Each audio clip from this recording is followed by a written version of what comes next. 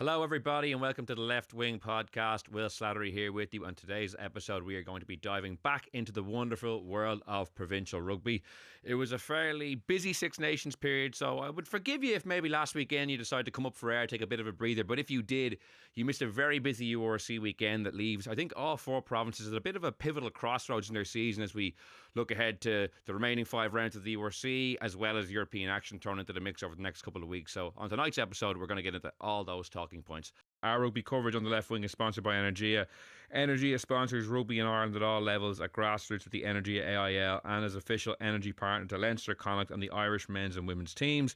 To learn more about Energia's rugby partnerships and find out about their exclusive home energy offer for rugby fans, you can visit energia.ie/rugby. I'm delighted to be joined for today's show by Luke Fitzgerald, as always. Luke, how are you? Good, Will. Great to be here. Yeah, great to have you with me. Also delighted to be joined on today's show by Cian Tracy, our good friend. Cian, how are things? Good friend. How are you, lads? Good to see you. Great to have you with us. Friend, podcast friend. So much to get into, as I said, lads. Quick recap of last weekend and where we stand in the table. So last Friday night, we had Connacht going to Ulster and winning 26-19, the biggest win, I would say, of Stuart Lancaster's tenure to date. The Sharks then 45-0 winners over Munster in their opening game in South Africa. They also have to go to the Bulls this weekend. Doesn't get any easier. But then Leinster completed kind of what was a fairly dismal Saturday for the Irish provinces. 38-17 losers to Glasgow. And some interesting talking points come out of that as well. So that leaves the league table at the moment with Glasgow top on 50, Stormers second on 46, Ulster on third on 42, Leinster fourth on 41, Cardiff fifth on 40, Munster sixth on 39, the Lions seventh on 38, the Bulls eighth on 35, and Connacht ninth on 35. So that's kind of the top. It's kind of a top 9 at the moment. Cian, let's start with Friday night in Ravenhill, because Connacht definitely deserve some kudos for not only winning on Friday, but their last couple of weeks. They've 4 wins in a row, 3 of them with a bonus point. It turned what looked like a season that was kind of just flatlining into one that has a good bit of promise. They still have some tough games to go, including 2 in South Africa, but this was a statement win that Stuart Lancaster's reign was really crying out for. Yeah, absolutely. I'm glad you started with the positive news, Will, because it wasn't a great weekend. Otherwise, a bit of a Six Nations come down, I think it's fair to say. But Connacht were full value for their win. And yeah, you're right. They've put 4 victories in a row since the defeat to Leinster, which I think would really have stung them. I was down in Galway that night. It was the opening of the stadium. Unbelievable atmosphere. And the job that they've done there has been class. And they couldn't quite deliver the victory to go with it. And you know, I think that could have derailed them, I think, a little bit, but instead it's actually had a galvanizing effect. And I think we're starting to see more of Stuart Lancaster's influence on this team. It's still not perfect, but it's a hell of a lot better than what it was. I think defensively, they've made big improvements. Look, they'll be frustrated by a couple of the try concessions that they had, particularly the Zach Ward one at the weekend, but their attacking game looks much sharper than it has done. I think, you know, Jack Carty did well at the weekend, and news that he's going to retire at the end of the season, but they actually had then Josh Ione to come on with Ben Murphy, who I thought made a big difference as well. So all of a sudden the mood music in Connacht is very good. I thought Bundy Aki coming back was immense, really. He played with like a guy with a bit of a point to prove, you know, going up to Ulster, the home of Stuart McCloskey, Ireland's best player, the inform 12 in the country. I'd say he was only raging that McCloskey wasn't up against him, but he was seriously fired up, and his tete-a-tete with Jacob Stockdale was quite interesting, wasn't it? It's been a while since we've seen 2 Ireland internationals going at it like that, but I, for one, am all here for it. It's a good point on Bundy, because for like Lancaster's tenure to date, because of his availability and his form as well at club level, it's almost like I haven't even considered him as part of the puzzle. But when you see the way he played the other night and how good he looked, say, coming off the bench against Scotland, he still has so much to offer if they can get him out in the pitch. And another guy who I've really been impressed by this season is Sean Jansen, the number 8. He's so powerful, so hard to stop at close quarters. He scored 6 tries in the last 4 games in that winning streak, and 11 so far this season, which is, you know, phenomenal for a back row. Luke, has anything jumped out to you about Connacht in particular the last couple of weeks, or even last Friday, which was, you know, in what was a particularly impressive scalp? Like Cian mentioned, you know, Ben Murphy's intervention for that 3rd try, that was a key point in the game, and Finn Tracy took his 2 tries really well towards the end, and obviously securing that bonus point as well. Anything jumped out to you in particular? Yeah, look, to be honest with you, Will, the key thing for Connacht is always going to be, well, not always going to be, but more often than not, it's going to be defensively. Like, how can they cope? So they keep Ulster to below 20. Like, that's a really good starting point. Like, to me, that was where Ireland should have started. I know we're going backwards, but to me, it's always the basis of a strong team is how you defend. Do that well, start from there, and then everything else is cream. Just give yourself a chance to be winning. And make yourself a little bit stingier. So that was what really impressed me. You mentioned a couple of big moments. You need them, and you're going to need them away from home. So I was really impressed with that.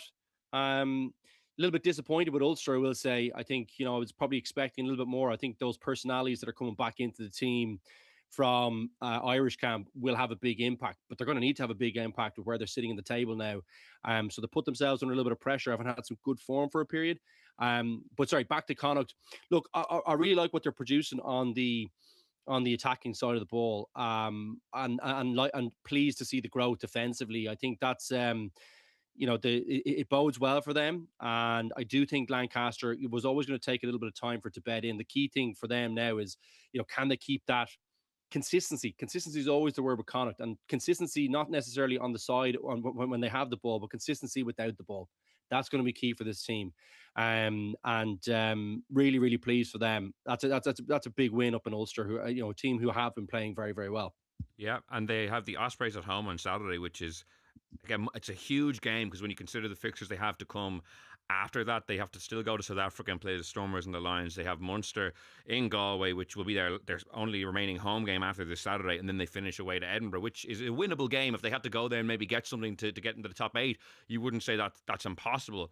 Keane, I'm actually fascinated to see, obviously, this weekend, but then they have their European challenge too, and how they manage that. Like, I don't know, should they be kind of going all guns blazing for the league at the same time they have the Sharks in the European game, which would be a great boost to have a good win on front of that home crowd and that new stand. So with squad management in Connacht is always tricky because they don't have as deep a squad, and I don't know, it'll be fascinating to see how Lancaster manages that, because they're starting to pick up a bit of form, and I wonder, does he maybe pull the brakes a little on Europe just to really target the league?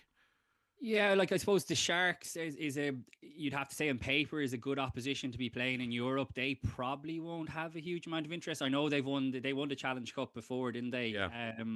So, like, it'll be interesting to see what team they bring over, because obviously we'll get on and talk about how well they performed against Munster at the weekend, but they might have one eye on the URC as well. So, like, that is going to be a juggling act for sure. I think you could probably say the same thing about Ulster, Will. And I really like your shout about Sean Jansen. I was surprised that he didn't get a look in during the Six Nations. I'm not saying to start necessarily, or even to get capped, but I was surprised they didn't get him into camp to have a good look at him. Like I said, I was at the Leinster game a few weeks ago, and he was the best player in the pitch. I think he was up against Caelan Doris that night as well, and he was outstanding. I remember he had one massive carry over, I think it was Gus McCarthy, and he is seriously abrasive. He's powerful.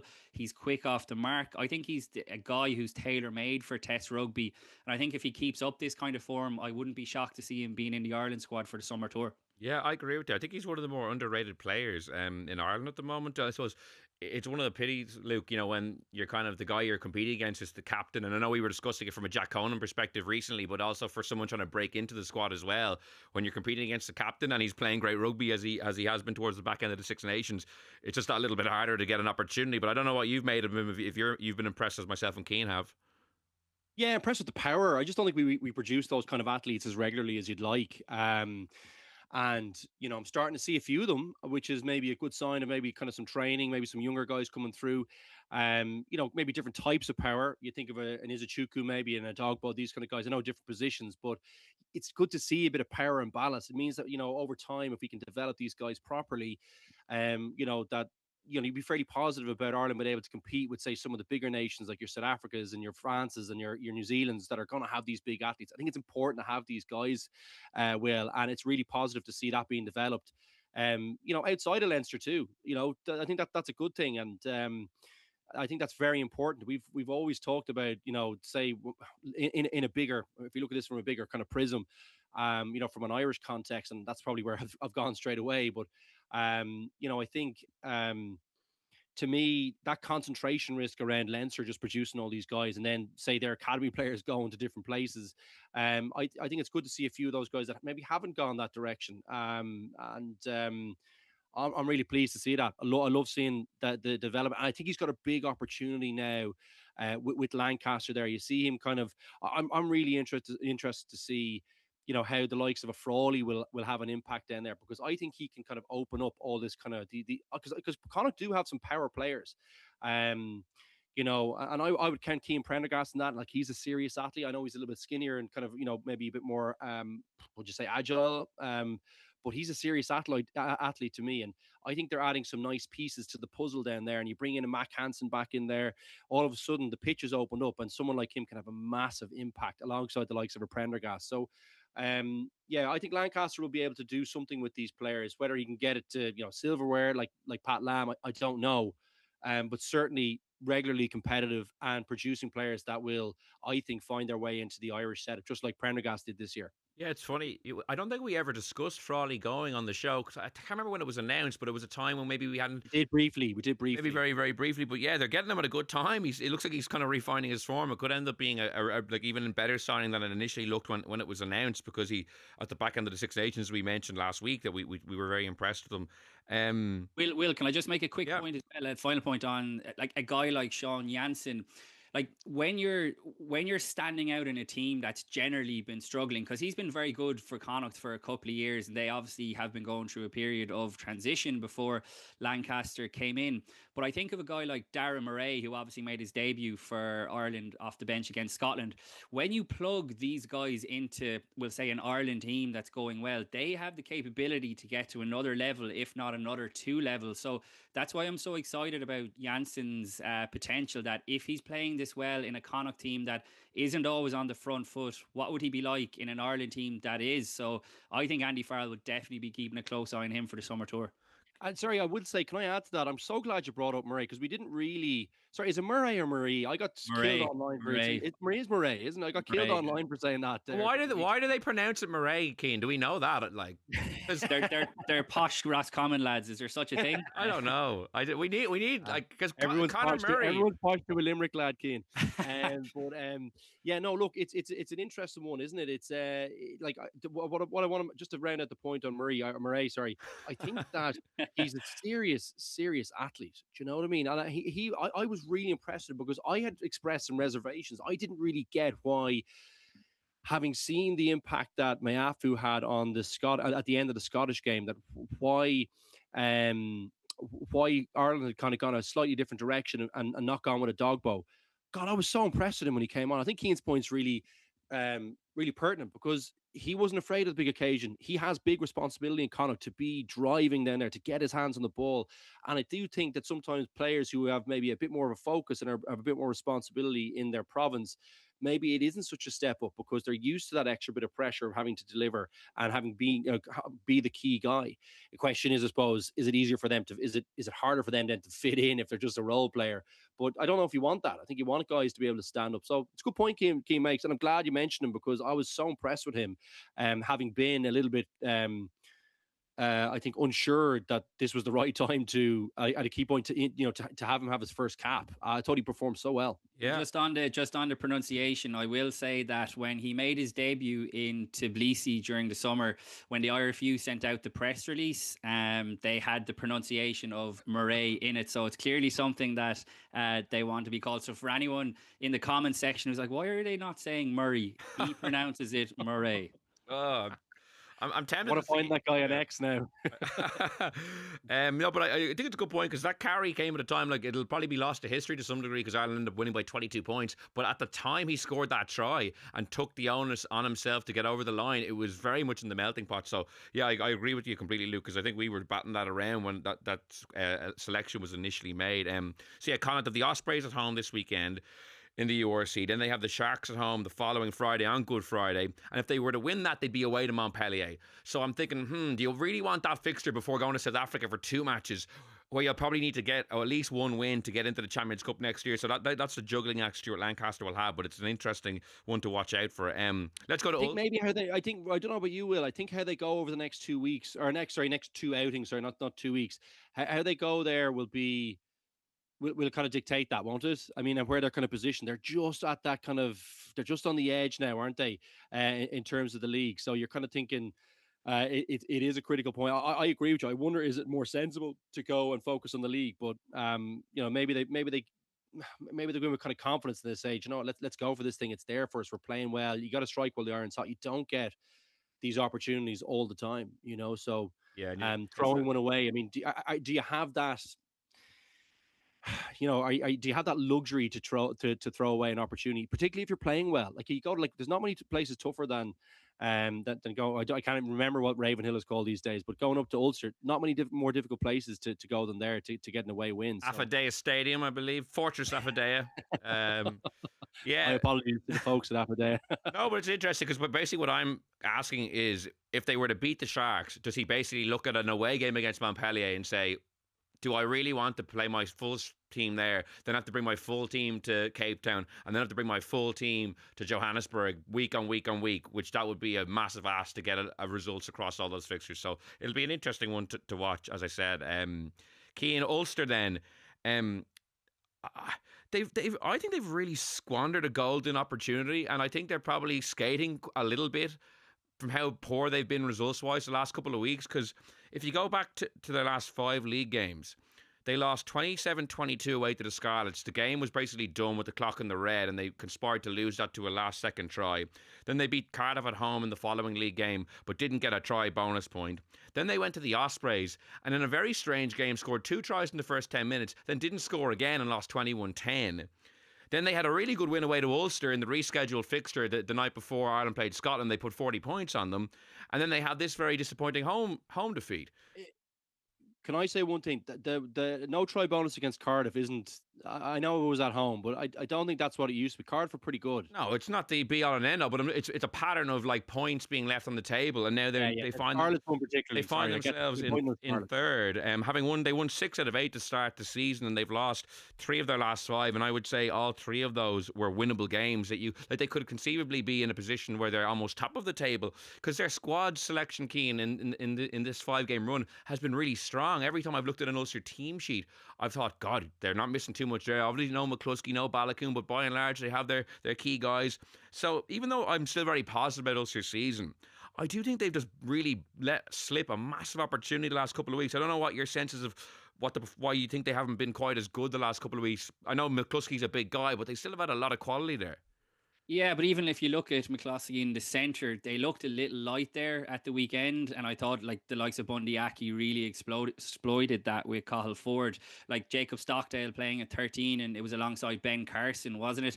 And the game really hinged on when Ben Carson knocked the ball on as he was going over the line. It could have been very different if he had scored there. So like those 2 guys, you wouldn't say, especially Stockdale is obviously not a centre at all. So they have had issues. Like I was just looking at the latest update from Ulster. Timoney and McCloskey are back in contention this week, but Izuchuku is still ruled out injury. He picked up another concussion, and that's a real pity.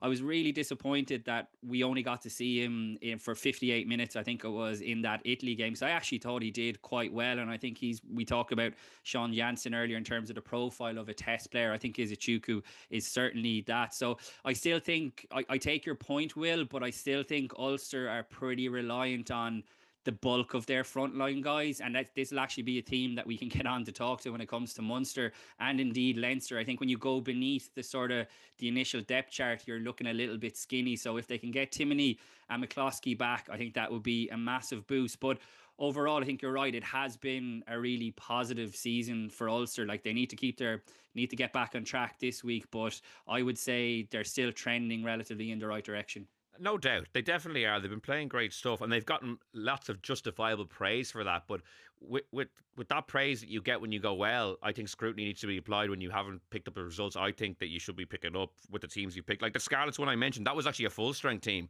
Balakoon, McCluskey and Timoney played that day away to the Scarlets. They picked up 2 points when they should have been probably leaving with 5 points. Because, Luke, when I watch them play, even in this run of results where they haven't been as good, there's still been great moments where they've looked really powerful and really explosive and putting the ball through the hands. I guess it's just like some moments where things just go a little awry. Like, that last try from Finn Tracy, like kind of gets around Zach Ward very, very easily, who is a big, powerful guy and probably shouldn't be letting someone through him quite as simply as that. Like, what's your view on Ulster last Friday specifically? We'll start with. Oh, yeah, no, I think disappointed. I think I've come to expect a little bit more. I thought, look, in the same breath that I was kind of complimentary of Connacht's defence, and I do think you do need to give them some credit for that. Ulster didn't show enough. I think they need to show more consistently. We've kind of been banging on about that for Ulster for a couple of years. That when they get the full guys out, the full kind of set of guys out, it's consistency that's kind of and moments where they've kind of lost focus. I agree. I think you need to apply the same level of scrutiny. I think that's important to do because this was a fixture that would have really put them in a very nice position if they were to get a win. And you would kind of expect that at home to get a win against Connacht. So they'll be disappointed. And I think, look, they maybe could be lured into looking at the last, say, 3 fixtures, which are kind of, I think they're all home for Ulster, but they're tricky ones. I think is it Leinster, is it Stormers, and I think it might be Glasgow. Yeah, their last 4 games. So they play Zebra away on Saturday night. Then after Europe, their last 4 games are Leinster home, Munster away, Stormers home, Glasgow home. So all the teams in and around them, though. That's why it was such a missed opportunity with some of these quote-unquote easier games, because it could have put them right in the mix with some big home games against some of the bigger rivals. Exactly. So I think they do have a rough enough run in, and all those teams, like if you look at the point spread, it's very, very tight between, God, is it something like 12 points between 3 and maybe 9 or 10 or something in the league? I must check it again, but the spread is really, really close. So it is going to be a hot finish, and you're going to need to be accurate. And as you say, you would hate at the end of the season having gone. Now, look, I don't think it'll happen, but they just have a tricky run in. So it's not beyond the realms. And I think they'll kick themselves. When they think of Scarlets, I think they'll really kick themselves. I think that was sloppy defense at the end. And they should have done better on that. That was kind of, run pass kind of type stuff that really picked them apart. And they got done by the long passing in tight stuff. You would expect, a good back line like Ulster's to have kind of managed a little bit. And then when you think of last week, just didn't show enough, not enough power, not enough physicality. I thought they got picked apart a little bit times. Some of the breakdown stuff was a little bit sloppy. And it didn't allow them to kind of build, I thought, like really good. There's difference between having, building pressure for long periods, but actually having good quality pressure. I think all those basics of the game just weren't where they need to be. If you want to play that expansive game, you've got to be really, really accurate. And I just thought that probably wasn't where it needed to be to break Connacht down. And you would expect them to have done that at home and just solidified their position a little bit, give them a little bit of breathing room to have a bad day out down in Thomond, because Munster will be raring for that one, to have a tough day against Leinster, which could conceivably happen because Leinster now are in a bit of a dogfight as well. So I just see them, and then you have Glasgow on the last day. Yes, it's a home fixture, but Glasgow are excellent, and they might really need to win that one. So that's by no means a usual kind of early season home game, if you like, mentally. Like that could be, like Glasgow could be coming there full bore, needing 4 or 5 points. So that to me is not that running is pretty slippery, I think. So I agree. Should have done better last week. They'll be disappointed. They need to get back on the horse quickly, and they need to get a couple of wins in the next couple of games to settle things down and to give them a little bit of room to maneuver if they have a bad day out somewhere, which they could well. Yeah, well, Zebra on Saturday night away is key. That has to be 5 points because, as you say, the games they have later in the season are quite tricky. It's just you look at, they had Scarlets, Cardiff, Ospreys, and Connacht, and they took, I think, 7 points out of a possible 20 from those 4 games, which I'm only judging them so harshly because I've been so impressed with what they produced this year. Early in the season, I was, and like as we saw with the Ireland selectors as well, I think everyone was very, very impressed with them. So yeah, can I say as well? I think as well, Will, like when we talk about consistency, like we probably didn't Keane, in fairness, mentioned Timoney, and I think that's really important because if you think about one of Ulster's biggest problems, it's getting guys on the pitch, and I think that's part of why the consistency is up and down with them. Timoney is fairly regular for them. It's rare he's out injured, and he's been playing some serious rugby for quite a while. He is a big miss, I think, for them, and he's a bit of I think he's more than a glue guy, but he is that kind of glue guy for the pack, I think. I don't know what you think, Keane, but to me, if you ask about consistency, he's a guy that they've been able to lean on. I think he's been a big part of why this season has been good. McCluskey and Balakoon will get the plaudits because it's eye-catching stuff, but Timoney is kind of the guy. He's really key, I think. Yeah, absolutely. And look, this is like in a wider point, this is the knock-on effect of Ulster playing so well in terms of them having more Irish representation, because the likes of McCloskey and Timoney are now having their minutes managed, which they wouldn't have had before because they wouldn't have been racking up so many minutes for Ireland.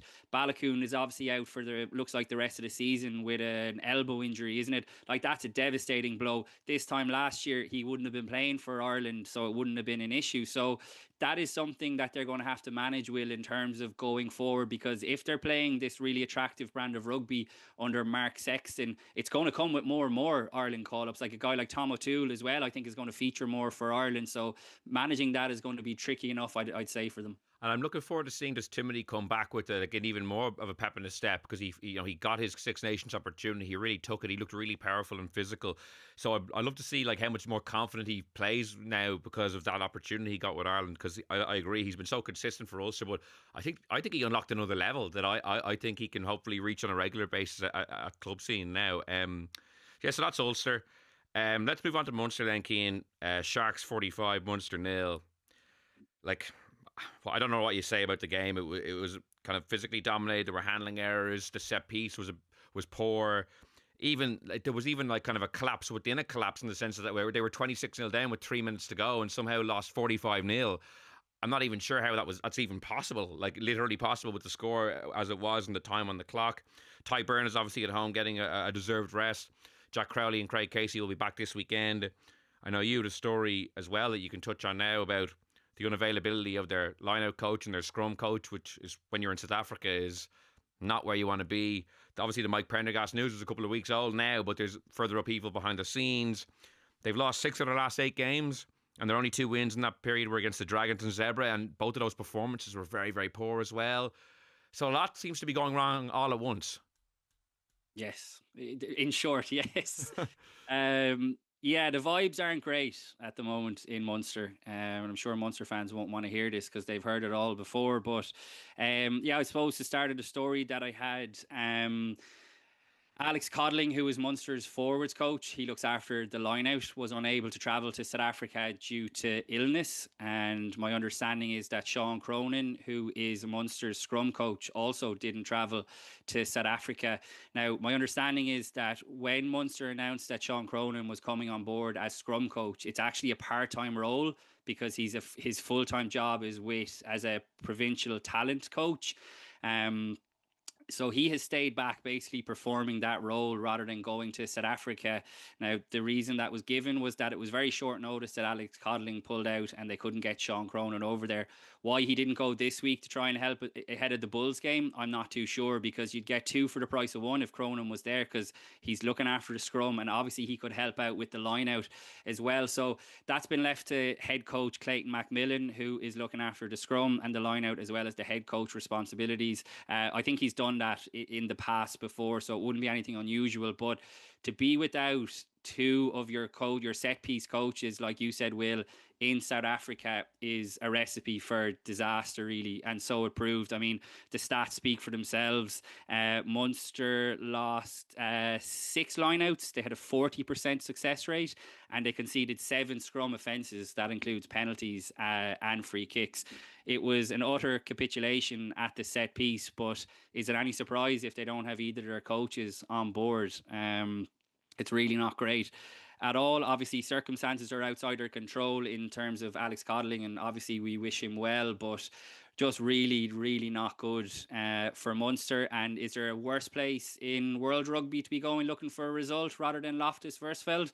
I'm not so sure. Granted, the players that you said, Jack Crowley, Craig Casey, Jeremy Lockman is another one who's available this week, will add to their chances. But God, you look at what the Bulls did to Cardiff last week, and you look at the 23 that they rolled out. This is an almighty task for Munster, and not going to get any easier, Will, because they're going to Exeter in the Challenge Cup next week. Be interesting to see how they approach that, because we've just spent a bit of time talking about the run-in that Ulster have. Well, Munster's run-in is very, very tricky. They're playing Ulster, Connacht, Benetton and the Lions, isn't it, on the last day? Lions home, yeah. Yeah. So, like, it's not inconceivable, lads, that Munster end up outside the top 8 this weekend if results go as expected.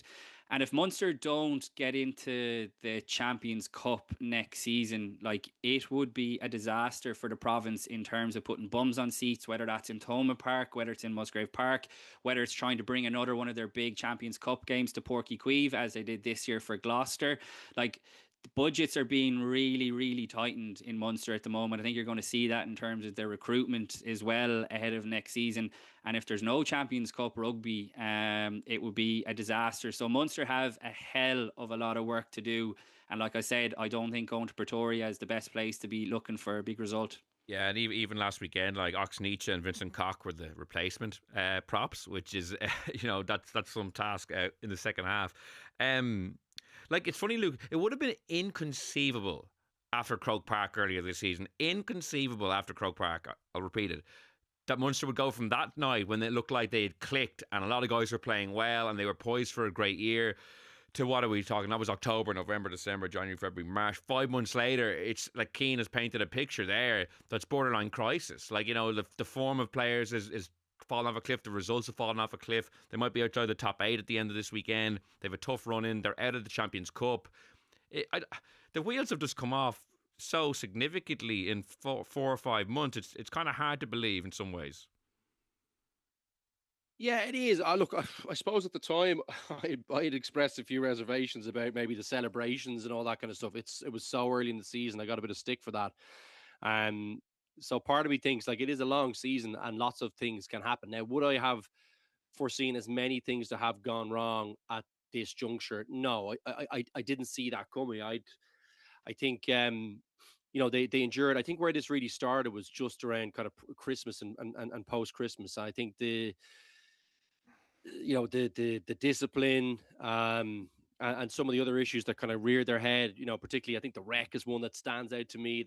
That was a bit of a bloodbath in the first half. The cast home game, like, that was just some silly stuff there. I think the best thing for them now is probably to get out with something kind of respectable from Loftus and get the bodies back on deck. I mean, look, I will say they have some key guys in key positions. You think Ulster are missing McCluskey and Timoney, but like, really, you think about the line out. So you got Byrne coming back in. You think about then the rest of your play, like Jack Crowley. You saw the impact he had on Ireland. I think he could have him. He is a key guy for Munster. Now, the key thing for him is, can he bring what he was doing in Ireland to the Munster team? And that was, to my mind, staying away from carrying the ball too much and giving this team a bit of direction. He did that brilliantly for Ireland. He needs to do that for Munster, and he needs to not get drawn into overrunning the ball and overplaying himself.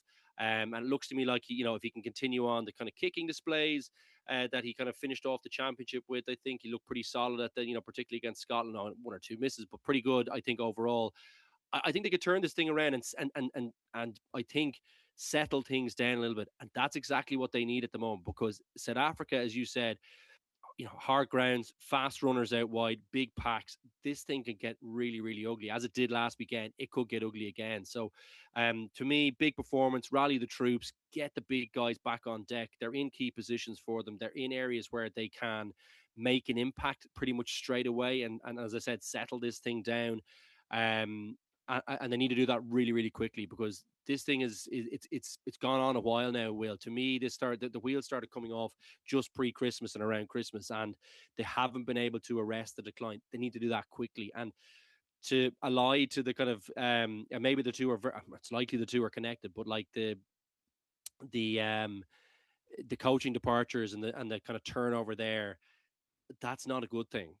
That really kind of compounds issues when things are going wrong. So they need clear messages. They need to kind of figure out, like, look, to me, there's your kind of big pillars. If they can get the set pieces a little bit more kind of cogent, or a little bit more competitive, and then kind of defensively, I know you're probably wrecking your head going on about it. If you can do those two things straight away, you make yourself a little bit more competitive. And I think, to me, those things are kind of hinged on clarity of thought and physicality, and just having that competitive mindset. If you can get those through, 2 or 3 things straight away, you're difficult to play against. And I think they can do that. So it's not complete panic stations, but they need to lean on the big pillars of the game to get them through this little period and play themselves back into some form and allow their big players to have an impact and express themselves. And as I said, settle things down a little bit. Yeah, we'll continue with Munster after this break. Cian, just to pick up on some of the stuff Luke said there, like it's funny because when you look at the team sheets from last weekend, like on paper it didn't look like some colossal mismatch. Like the Sharks didn't have like every single big gun available, and while Munster were missing Craig Casey, Jack Crowley, Ty Byrne, who are their three key guys, I thought there was enough talent and quality in that team for it to be, a competitive game. Maybe Munster wouldn't win, but I didn't foresee 45-0 or even say 26-0 if that's how it would have finished before the kind of the crazy few minutes at the very, very end. Like, what did you make of this kind of the in-game form of the guys outside of the scrum and the line-out, which obviously it's giving you such a little platform to play off? It might be hard, but I was just really disappointed with the performance levels of all the other guys who I know can play a lot better. Like, what did you make of how they played? Really poor. Like, you hit the nail on the head there in terms of the Sharks bringing Oxen Che and Vincent Koch off the bench. Like, that just sums up the disparity, I think, in the qualities of the squad. And I think that is a big issue for Munster, even allowing for the fact that they were missing their key guys. But the way they threw in the towel at the end, Will, I know you touched on it, but the 3 tries that they conceded. And I want to mention the last try in particular, the second one that Mapimpi scored, straight off the kickoff. Like, I mean, if an under-12s team conceded that, you'd absolutely roast them. And I think for a Munster team, their motto is stand up and fight. Well, there was very little fight shown in that game at the very end. And everything you heard about Clayton McMillan when he came in was he was big on culture, harnessing the culture. We heard a lot about pre-season. They went, old school in terms of, hill runs and swimming and all this kind of stuff. And you're right to reference the Croke Park victory, because it's been pretty downhill since then. Actually, since the Stormers game at Thomond Park, when they gave up the lead, I think was the real turning point.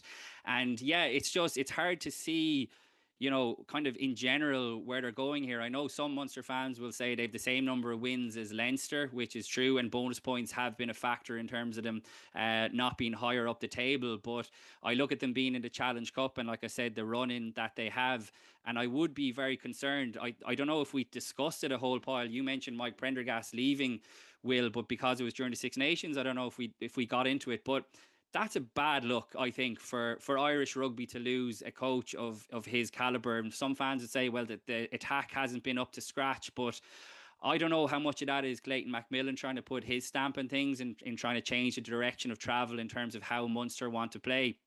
Because when he came in and took charge, he had said that he was happy for Prendergast and Leamy, to keep doing what they were doing, because he was going to see what changes needed to be made. And I think back to that Croke Park game, and I think Mike Prendergast's attacking stamp was all over it in terms of how clever the game plan was. And since then, everything has just been out of kilter. Obviously, the set piece, the defence was shocking, like I mentioned at the weekend, the lack of fight.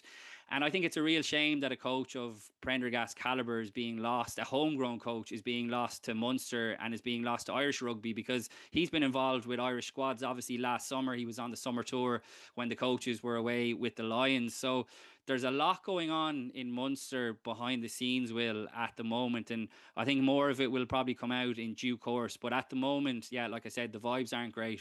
Yeah, and lots of other people, certainly, as you mentioned, behind the scenes, and which has been a recurring theme, unfortunately, from a Munster perspective. And it's funny, like, I don't think comparing Munster to Leinster is particularly helpful, in the sense that, like, Leinster are having their worst domestic season in quite some time, and they're getting plenty of stick for how they're playing. So saying, well, we're only as bad as them, like, I don't think it paints either team in a positive light. Yeah, so the Bulls this weekend. Then, as Cian said, they have Exeter away. If they beat Exeter away, it's Benetton or Cardiff in the Challenge Cup. Like the other teams we mentioned, how they go in those games in terms of what team they pick will be interesting. Then it's Benetton away, Ulster home, Connacht away, Lions home. Not the most difficult, but tricky is how I would describe that. There's no easy games there. There's no ones that Munster can't win there, but no easy ones either. So I'm very interested to see how they kind of manage the next couple of weeks, like the other teams we mentioned. We might move on to Leinster then, Luke. Glasgow 38, Leinster 17. And it kind of is what is a familiar theme on today's podcast. Like, when these team sheets were announced before the game, I didn't expect Leinster to be done and dusted in the first half with the game basically being over. I thought, okay, they've mixed and matched. They've brought back in, say, Jack Conan, Snyman is starting, Kelleher, Thomas Clarkson, Sam Prendergast is getting his first appearance in quite a while. Be interested to see how he bounces back. And Glasgow had a couple of guys that we might recognise, but almost all of their Scottish internationals weren't playing either. So I thought it would be a good, entertaining game, and it was in some instances, but not from a Leinster perspective. They were torn to pieces in that first half. It was kind of, I don't know. How would you describe what you saw? Yeah, it's pretty good. I thought the defense was like shocking. Now obviously, you get you're down numbers, and look, that gets that can look ugly. But they didn't contain them well during that period. They didn't try and slow it down. They didn't try and hang on to the ball. They just didn't play that smart during that period, and they got opened up really, really badly, and quite simply as well. That was the kind of worrying part for me, was that just how simple it was to pull them apart. And look, similar to South Africa, when you're playing those hard pitches, it can get ugly pretty quick. And Glasgow do have good pace, and they've got danger guys outside who are strong, who are capable of hurting you from distance too, which is what they showed. But I don't know, it got ugly. Well, I really didn't like the look of it. I think it's a bad look for a team that's looking to compete and go far in the cup as well. And they've got they have like one of the best, I think, cup draws that they've had in a while. I think they're probably, if they do well, like, and you would expect them to improve when all the big bodies come back in, or more of the big bodies come back in, I should probably say. You would expect this team to improve pretty quickly. But that looks like it's opening up quite nicely. They'll only have to play, if they do well, they'll only have to play either one at Bordeaux or Toulouse if they go all the way. So that's a good result. Like, that's a really great result, I think. But like, your league form is key. Like, you've got to be playing well consistently. I think that's really, really important. And I think the issues at 10 are still there defensively. I thought the kicking off the deck, he looks a bit unsure. He looked awkward. I thought the run up. I thought the run up looked very awkward before some of the kicks, and he missed a few by a mile. And look, that's not my number one concern with him. I just think defensively, it's just still a bit of a liability. It's an easy place to get to that 10 channel. And if you just don't have someone who can stand up there, he had a few good tackles, so I know he can do it, but that was disappointing. I thought Snyman, like, he's supposed to be your key kind of international kind of player. I thought, like, some of his offloading was so loose. Sometimes just get the shoulders parallel and pump the legs. And like, he's a big, as great as it is to have the size for the offloading, it's also great to have the size to get a yard where no one else can. And you don't always need to break a team down with kind of a speculative offload. He had some really speculative stuff for such a good quality international player.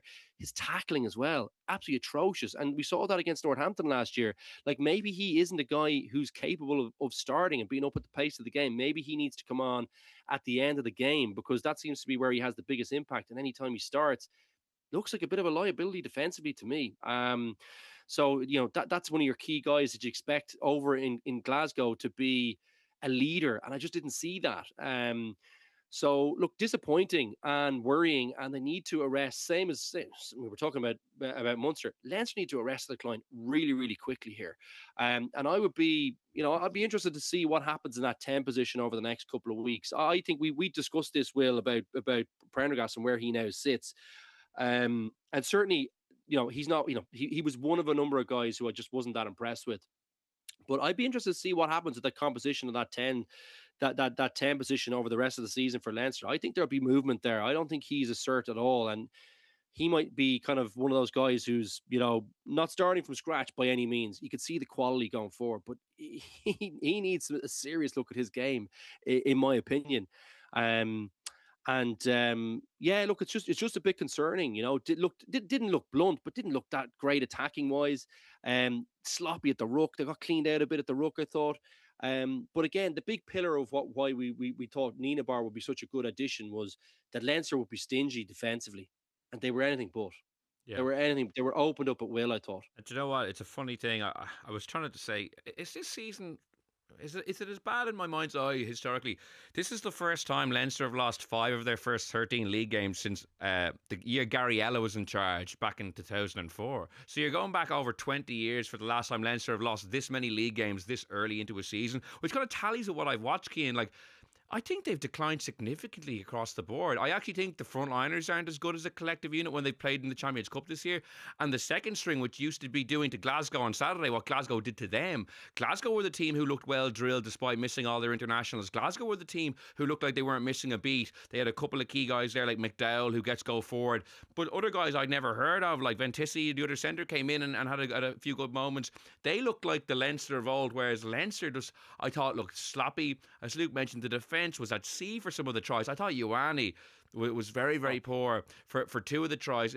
Even the one Kyle Rowe takes O'Brien on the outside, Ioane stops running very, very early. And even Rowe has to check towards the end. And if Ioane had kept running, he might have been able to tackle him. He kind of just gave up on the play.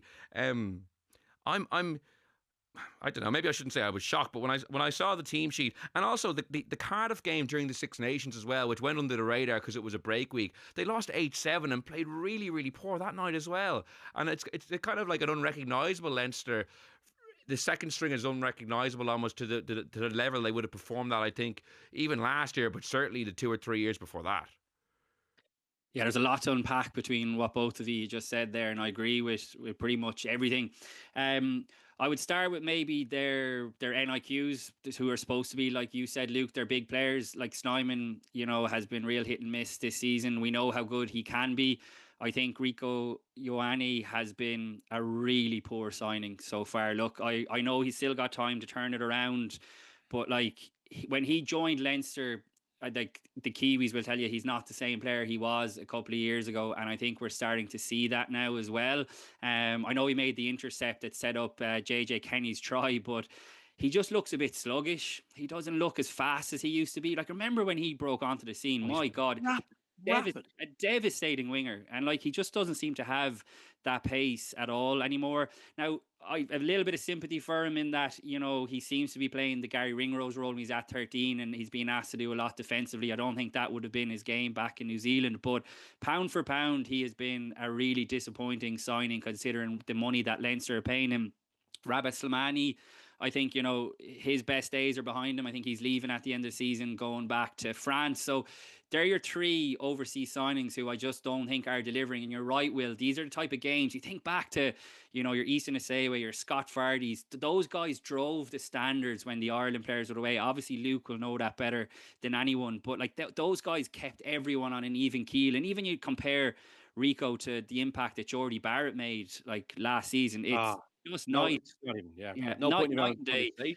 Yeah, and I think it's been interesting. We haven't, Rico Ioane hasn't done media once, and this might be a bit inside baseball, but Leinster put Jordy Barrett up for media regularly last season because they wanted to shift tickets, and I would say by and large it worked. Now, there's a bit of talk that Ioane will do his first press conference next week ahead of the Edinburgh game.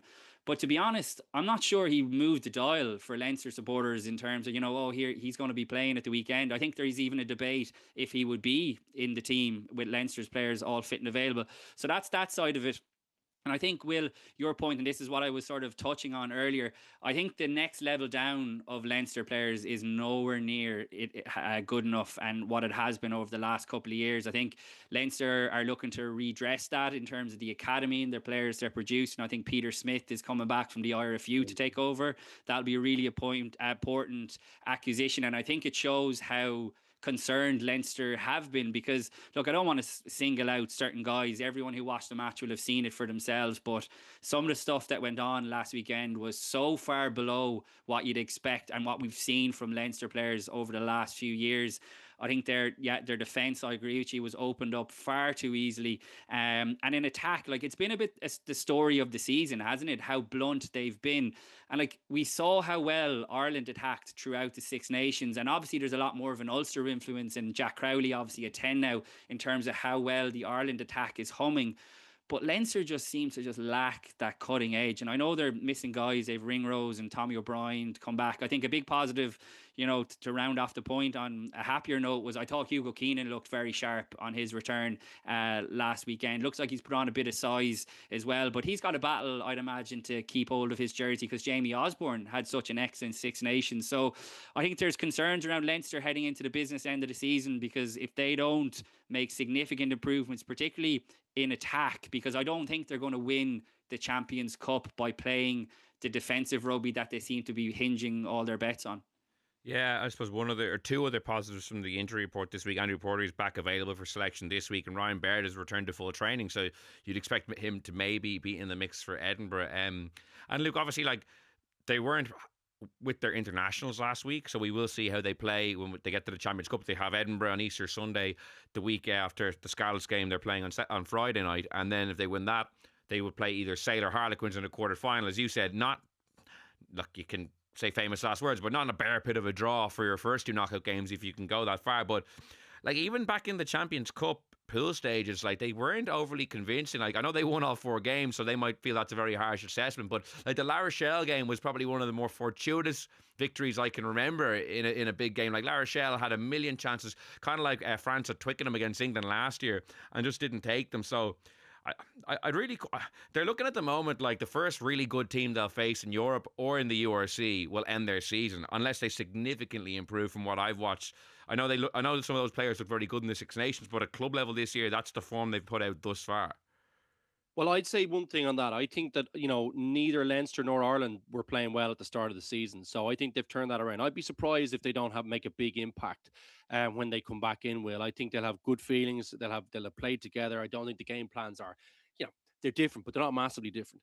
What they need to do quickly, same as Munster, need to sort out that defense. Can't be conceding that many points. So you got to be Loctite there. You just got to be difficult to play against straight away. The key thing is, can you be stingy defensively? And that's a good place to start off. That's where Ireland started off at when they were playing poorly and they had a bad start against France. That's where Leinster need to start. Can't be conceding as many points in the big games as they have been. Need to tighten that up. Get really physical. Sort out the breakdown. And I think they need to sort out what they're doing at 10. So that's bringing in, to me, that's Harry Byrne, and it's clear it's Harry Byrne to me. I just don't know what the situation, why that isn't clear in the big games as to why you would be selecting him over Prendergast. I'm just not getting that at the moment. And to me, you bring Frawley in as well on into your kind of 23. Or maybe you have him potentially starting. I thought he was excellent for Ireland. Even though he's going, I think they need to do something with that. They need to be stingy defensively. Then it's, to me, the other issues would be, what you do with that composition of that backline. I don't think Ricky Ioane has done anything to be, inspire confidence there. And I think you've got to play Osborne. So to me, that maybe is, do you play him? Where do you play him? Is it on the wing or is it 12? He's got to play somewhere for you. But Keenan, for me, that's not even a close call. I know that Osborne was very good, but to me, Keenan comes straight back into your team. He is an outstanding player. He's got experience. And he's good going. Like, look, he hasn't, his attacking prowess probably hasn't been lauded as much as it probably should be, in my opinion. I think he opened up the pitch for you. I think he's a guy that you can build your attack around, and it doesn't have to be that complex. But build off the big pillars that Ireland have, which is the defense. Sort that out. Be stingy. And then work off what I think that the guys coming back in the pack is absolutely key for Leinster, and build off that interplay that Leinster were brilliant at when Lancaster was there, and also what's worked really well when the Irish team is attacking well.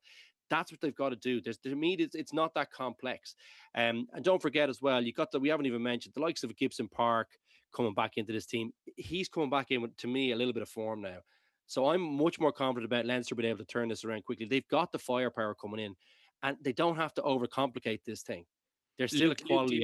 Do you not think though that the coaching is very different that they're getting in Leinster now compared to what they're getting in Ireland? Because I actually thought that the Leinster players looked like they were enjoying their rugby again when they were playing for Ireland, because they were playing more what you'd associate to be Leinster type rugby, and all of a sudden they're going back into Leinster and having to switch back into a more defensive mind of approach, and I would say that's tricky enough as well. Yeah, but I think you've got to take ownership of that, Cian. Like, great, like if you want to be a great team, like we had times, even with Joe Schmidt, who's like, he is all in the detail and all that kind of stuff. That team was controlled by the players. Do you know what I mean? There's senior player meetings there. Like, I think you've got to take control of this thing yourself and drive it. The big players, your Dorises, your Sheehans, there's plenty of personality there. Gibson Park, James Ryan, like, you could go on and on. Gary Ringrose, even Hugo Keenan now back in the fold. James Lowe, like, all these guys are big personality. They've played in big games. They can play expansive rugby. They've got to take ownership of this thing. And part of this thing is, yes, maybe a portion of it is focus on the defensive side of the ball, but that means delivering that. And I think if they delivered that, it would make the attack easier. But also, they need to grab whoever is running this thing by the scruff of the neck, simplify it, and just back themselves and deliver the accuracy that is required to be effective on the attacking side of the ball, and use the firepower that they have. They've got so much firepower in this team that I find it hard to believe that this is all the coach is doing. I think they've got to get control of this thing yourself, Cian. The best teams I played in, it was always player dominated, regardless of having a big personality coach like a Joe Schmidt or whoever it may be. Players always dominated that. I think they've got to take this thing by the scruff of the neck. I think there's huge opportunity for this team to actually deliver on both ends, but they've got to turn this ship around quickly. And I think they can do that. This isn't like an oil tanker. This is a thing you can turn around quickly. Just to come in on Keane's point, because it was stark and noticeable how a big talking point coming into the Six Nations was that the form of Leinster's key men had never been worse going into a Six Nations in the last 5-6 years. And it was also stark how the longer the tournament went on, the longer they were with the Ireland coaches, the better they looked. Like, there's no way you should tell me that the guys from Leinster should look better playing for Ireland against international quality opposition than they should at the club level playing against club standard opposition. They should surely be lording it more at club level than they would at international level. So that speaks to maybe Keane's point about what's the Leinster environment in 2026 like versus what it was maybe like in 2023, and how does it compare and contrast with Ireland? Yeah, but one factor we haven't talked about as well is, could there have been a Lions hangover at the start of the season? That is not something that is brought up so consistently since Lions tours have started, that to me it's not just kind of an anecdotally type, something that you can't put your finger on. To me, that is a thing. So I wouldn't be surprised if that has had an impact at the start of the season. They've had key guys out injured. Those guys are coming back in. I expect all those people to have a big impact. They're big players for them, guys. I think you're maybe sleeping on Leinster a little bit and basing maybe some of the judgments on what happened before they went into camp. I think I would be surprised if they can't take some of the positive feelings and the good play that they finished off the season with into Leinster camp. And that doesn't have to be coach driven. That should be player driven. Do you know what I mean? So I think what they did well for Ireland, there's no reason why they can't reproduce that. And that's not just down to coaches, guys, or shapes that you're in or things like that. All those things are fairly standard, in my opinion. Sorry to cut you off, Keane. Keep going there. Just to clarify, like, I think Leinster can turn this around as well. Like, I'm just judging on what I've seen this season and what I saw last weekend as well. I know it'll take a while for the players to come back in, get up to speed. I think that another big plus for Leinster is they're on the better half of the Champions Cup draw. I mean, they should definitely be beating Edinburgh at home on Easter Sunday next week. And then they've another home draw against, is it the winners of Harlequins and Sale? Is that right, Will? Yep. Like, they should win that as well. I mean, so then they're looking at a Champions Cup semi-final. It's just when it gets down to, Luke, the Toulouses, the Bordeaux's, the Northamptons, the Bats, like, do Leinster still have the all-court game that Ireland showed that they still do, or are the shackles on them more so in Leinster? They're just the question marks I would have hanging over them, but I absolutely think they're good enough to be winning trophies this season. Just to come in on that, Keane, because you mentioned a lot of teams there, but who you didn't mention was the team they played on Saturday night, and there's a clear bit of niggle there. If the seeding goes to plan, say, and we get to a Champions Cup semi-final, it will be Glasgow versus Leinster in Glasgow or in Murrayfield or somewhere in Scotland. Like, they have a bit of a needle there all of a sudden. Glasgow obviously didn't take too kindly to last season losing those 3 games, because they were really in Leinster's faces, like, Adam Hastings rubbing Sam Prendergast's head, and Alex Samuel, who got man of the match afterwards, saying, Leinster are always so mouthy, it was our turn to kind of give it back to them, and they certainly did. There was obviously, they were very keen to kind of rub in the fact that Glasgow were getting a big win on Saturday night, which actually stood out to me almost as much as some of the other things as well. Yeah, I never advised any of that crap. I thought there was a bit of that going on Munster-Leinster earlier in the season, or Leinster-Munster, excuse me, in Croker. I think that's going to be fuel. I think that was not advisable. I thought they should have done it classy, done it quietly. But I think that if that doesn't fire you up, I don't know what does. And there's so much quality coming back into this Leinster team, guys. So much quality. I'm actually nearly bullish. Because I think that, to me, if you think about what's coming, like even the guys who haven't played, like you got a Baird coming back into this team. You just talked about Porter coming back in. Sheehan looks rejuvenated. So does Doris. I don't know. I wouldn't be waking in the Bear. I'd be trying to keep it slumbered, and I think you saw a bit of that, in Thomond. And I wouldn't be surprised if you saw it at a key point in the cup if they do cross paths, and in the league, if they cross paths at a crucial juncture. So, it reminded me of Darcy Graham as well. I was just like, yeah, I got a lot of criticism for criticizing him as strongly as I did beforehand, just because I did think it was an ill-advised comment, and I was like, God, do you really want to be like, you're going to have to play Leinster at least once, maybe twice in knockout games later this season? maybe they might say, look, we were due a big win and we did what we did. But I was still like, I'd like to see them a little more buttoned up. Would you say that Glasgow are more involved in those niggly kind of exchanges than Leinster? I would say absolutely. You think about the relationship with Munster, Yeah, like they're exactly. always at each other's throats. I think Glasgow are one of the mouthiest teams going. So I'm surprised to hear them say that they think Leinster is. Maybe Leinster just give it back to them, but it seems to me there's a common denominator. So, and you think about how Scotland have, some of the media messages that come out from them that are nearly always ill advised. They take a good pumping then in the Aviva, nearly 40 points. So, I don't know. I always think they never time this stuff that well, and I feel like I'm going to be justified on my comments here, and I'm looking forward to lauding it. I think I think I'll leave my my I usually think I'm reasonably unbiased and can give a fairly honest opinion, but I'm looking forward to being right on that one. I think. Rugby's all the better, lads, for having rivalries like this. But I just hope for both of your sakes that Darcy Graham doesn't score a hat trick at the Aviva next week for Edinburgh to knock Leinster out. He was actually pretty good bar the Balagoon stuff. He got cleaned in the air. Well, if he scores a hat trick, if he doesn't say anything and scores a hat trick, I'll say, well done, you've learned your lesson. That's what I'll say. I want it's if he comes out and says it again and scores a hat trick, I'll be like, okay, I was wrong. But if he's actually very like warrior like monk like mentality and plays class, and he is a good player, I can see it now. Will he'll be looking for you in the stand doing the shushing celebration as he scores the try.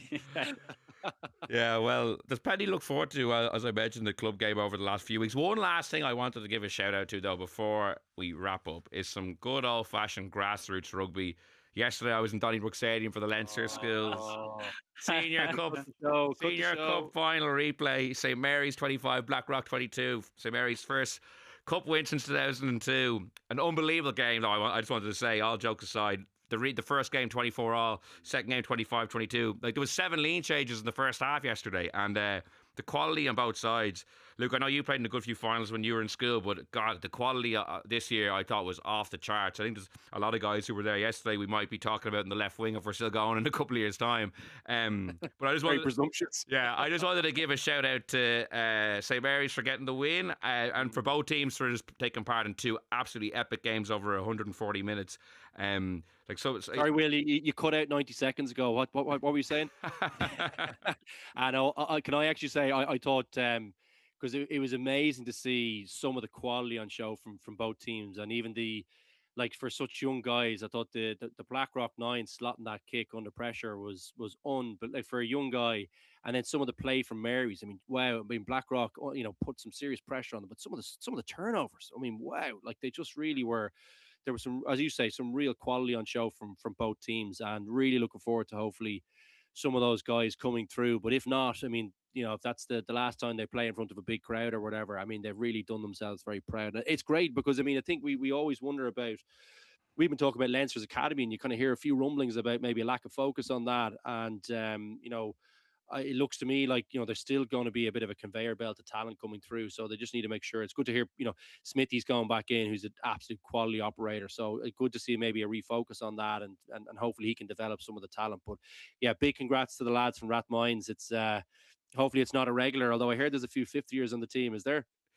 Yeah, there's 6 or 7 50-years who were involved yesterday who were serious players who will be back next year. Yeah, well, it made my walk through Rathmines. I walk through Rathmines every day on the way to work, and it was an extra pep in the step today as I sauntered through Rathmines after yesterday's result. But yeah, as you mentioned, like Luke Coffey, the Blackrock number 9, and Paul Neary, the St Mary's number 10, were both unbelievably talented, and they played great in the 2 games. So maybe you might see them play together at some stage for Leinster at some stage, or Ireland 20s as they go on. Holy Ghosts together finally.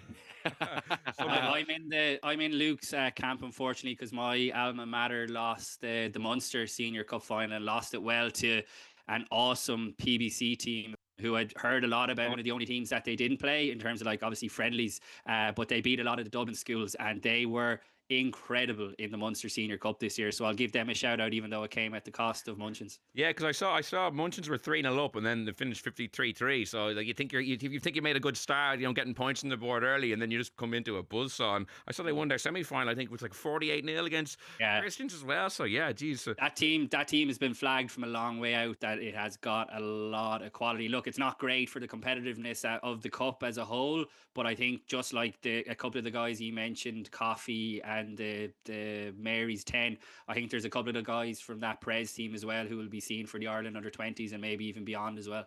Yeah, well, as I said, it shows that the underage conveyor belt this year anyway is looking pretty rosy. Big thanks to Luke for joining me and Keane for joining me on this week's episode of the Left Wing Podcast, sponsored by Energia. We will be back next week with another episode. Until then, thanks so much for listening, and goodbye.